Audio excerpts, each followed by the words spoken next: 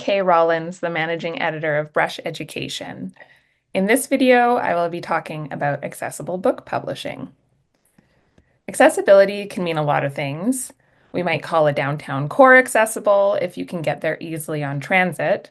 We might call a building accessible if it's equipped with ramps and elevators that allow people with mobility differences to enter them easily. We might call a service accessible if it has flexible pricing options that allow people from all income brackets to benefit from them. All of these meanings can apply in some fashion to books as well, but the kind of accessibility I want to talk about today is mostly in that accessible building sense. So, an accessible book in that sense is one that is, as an object, equipped with tools and functions that make it easy for folks with perceptual disabilities to read. In the past, this has often meant physical books printed in Braille or in large print, or books on tape. But these days, when we talk about accessibility in publishing, we're often talking about what's called born accessible digital books.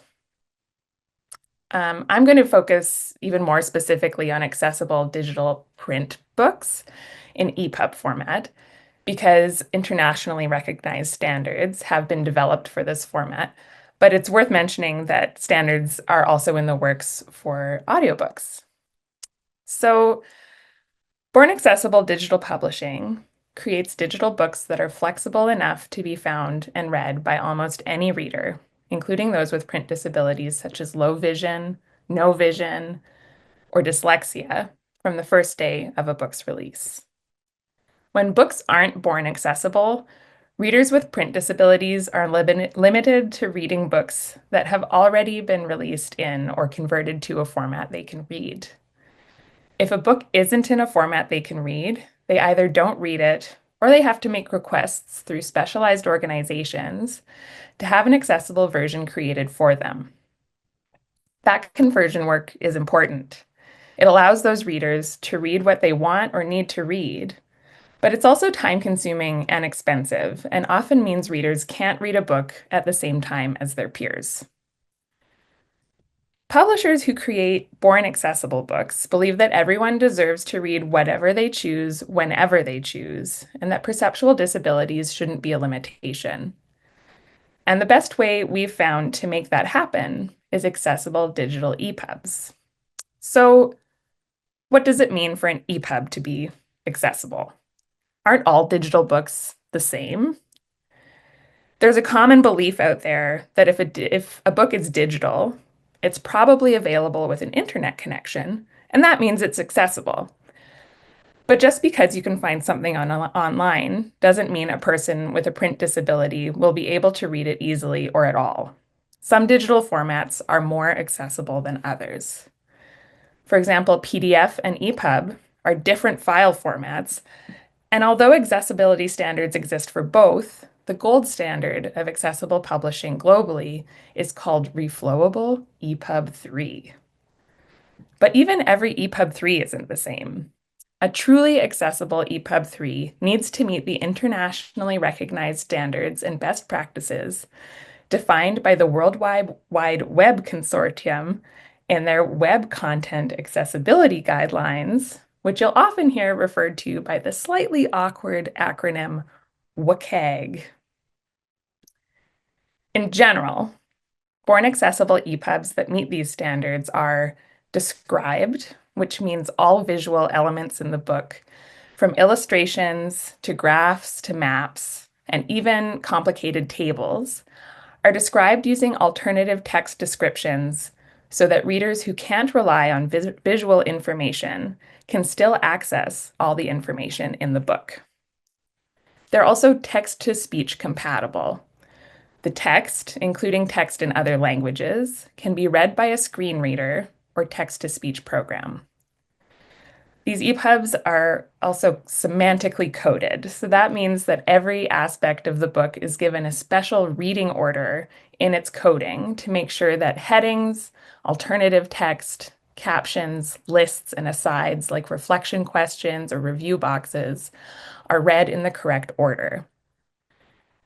They're also discoverable. So accessible books come with accessibility summaries and other metadata that helps readers, librarians, booksellers, teachers, and others understand the accessibility features included in a book and its potential limitations, so they can easily make a decision about whether they or their students or clients will be able to read the book. And finally, they're transformable. So readers uh, will be able to customize the appearance of an accessible EPUB, including the book's typeface, font size, text to paper contrast, line and word spacing, and other elements to work for their specific vision requirements or preferences.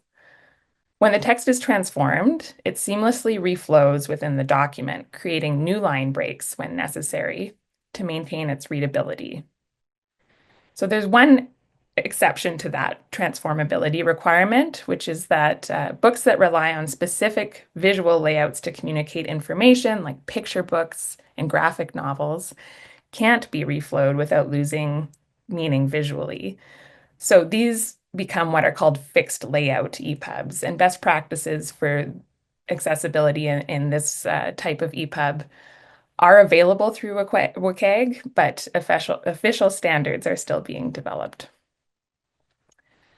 When done well, accessible EPUB features and the many other requirements for accessible books benefit not only readers with specific perceptual disabilities, but all readers who read digitally. Maybe you've had the experience of struggling to read a PDF on an e-reader or having text overlap or get cut off when you adjust a book's font size. Well-made, accessible EPUBs create better, more pleasant, more seamless reading experiences for almost everyone. Unfortunately, there's no truly universal solution to accessibility in reading. Accessible digital publishing, like everything else, does have its limitations. The ideal of accessible digital publishing is a book that truly meets the needs of every single reader, and that's probably never going to be possible in a single format, if only because readers have preferences and they prefer different kinds of formats. But there are some current limitations to accessible digital publishing as it exists today that have real solutions. One of the biggest limitations today is how the functionality in digital books translates to the platforms those books are read on, because unfortunately, no two platforms are the same. Publishers can create excellent digital book files, but if the platforms those books are accessed on, like Libby, OneDrive, EBSCO, or Apple Books, doesn't support the features programmed into those books, the features won't be available to readers. This is a limitation with a real solution.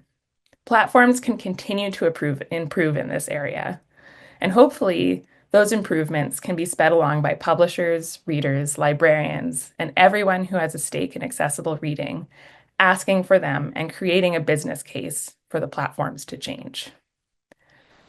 Another related limitation is discoverability. Again, this is a limitation with a real solution. Publishers can make books as accessible as possible, but if readers who need those features can't find those books, it doesn't help anyone.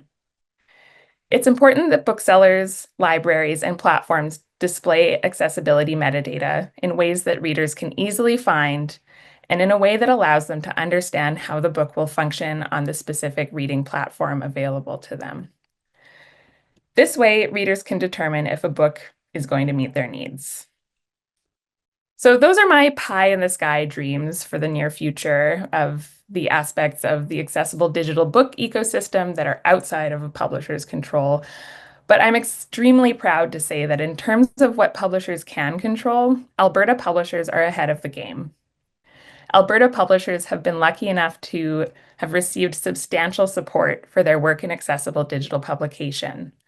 Through the foresight of the Book Publishers Association of Alberta, we've been able to convert hundreds of Alberta published backlist books to accessible digital formats, and we've learned how to publish frontlist books that are accessible from day one. Many Alberta publishers have also become certified accessible. Their workflows to create books are certified accessible through organizations such as Benetech or eBound Canada. You can find a complete list of accessible digital books published in Alberta in the Accessible Alberta eBooks for Everyone collection. Another great resource to find Canadian published accessible EPUBs is the Canadian Digital Library Collection. Accessible publishing continues to be a priority for publishers across Alberta, and I look forward to the improvements our industry will continue to make and advocate for so that reading is accessible for everyone.